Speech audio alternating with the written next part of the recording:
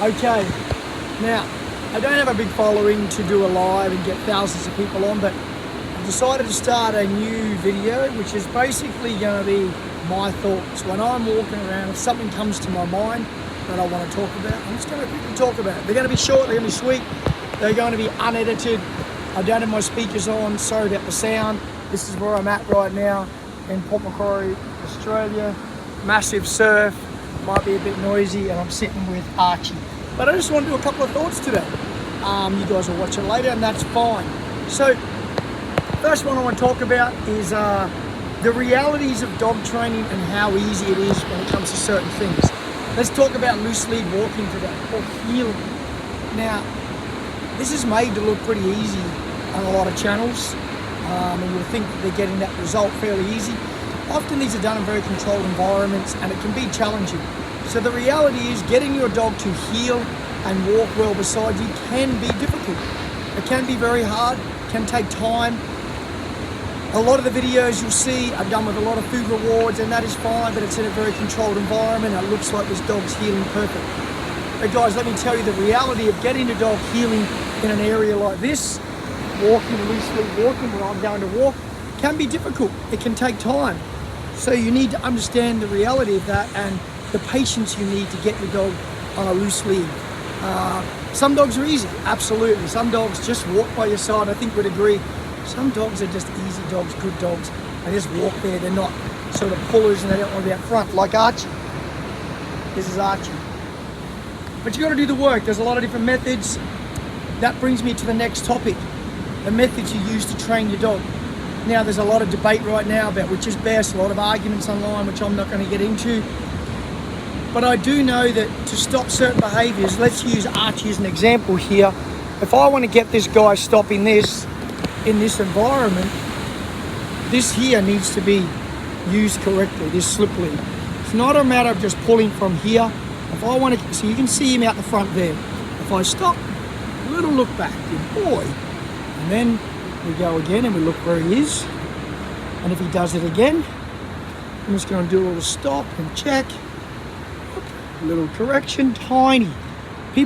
Someone commented on my channel the other day about correcting dogs, and that's as hard as I corrected a dog, and they went crazy about it. Horrible training, popping the lead. You're creating a dog to be scared of you. Does the dog look like it's scared of me doing that? It's a very small consequence. His ears are always like that, by the way. They never stood up. So don't go by this dog's ears. They're always like that. We're only trying to send a message to a dog enough to make them realize that they need to make a choice. And the choice is to be back with me. And I want to send that message quick. I don't have months to do it. I want to get this dog understanding. So that is all we're doing. Sending a very quick message, where we want you to walk. Dogs are very binary. They're very black and white. They can or they can't. They don't take it personal. We take it personal. Humans put our qualities into dogs, which is anthropomorphism, being anthropomorphic, and we weaken the dogs. So we need to, here he is again, going up the stairs. Let's go. Good boy. A little bit of stair walk. Archie's an anxious dog. Been walking him for the last year, trying to get him less anxious, and he's come a long way. So yes, I'm puffed walking up the stairs. Let's not put our human qualities into animals, because you can end up ruining the dog. Ruin them with love. Yes, love your dog, but be a leader. That brings me to that topic. Sorry about the wind and the noise. I'll talk nice and loud. Be a leader to your dog, not just a friend who feeds them. They need a leader. You want to take anxiety and reactivity and different things out of your dog. Often this comes back to you not sending a clear message that you are strong, you are confident, and you have their back. You need to send a message to these guys and girls, hey Archie, that you are a leader and that you are confident and you know what you're doing, hey Archie. So let's remember, be a leader to our dogs, not just a friend who feeds them. It's very important. Last topic to talk about, because I want to keep these short, these thoughts. There's so much talk now about this thing, don't say no to a dog. Guys, no and yes are just markers. Dog does something right, yes. Dog does something wrong, no. Some people change and use the word wrong and different things, thinking it's not bad. There's nothing wrong with the word you're using. It's how you say it and how you treat the dog. We need to calm down on this. Don't say no to a dog. It's going to make the dog have an aversion to you. A load of rubbish. It's okay to use markers. Yes and no. Some people say, or good boy, whatever it is. They're all still markers. And a certain community out there know who they are, like to think that they're not using any of these words, not saying anything, doing anything wrong because they're not using these words. I'm sure you're still using some sort of marker in a way to let your dog know that they're doing the wrong thing. I believe it's fine to say no to a dog or yes to a dog. And they learn to look for more of the yeses than the no's. We just need to send that very clear message to them. So guys, remember what I've talked about. It's okay to use a little bit of lead pressure. Don't be nervous about using the lead.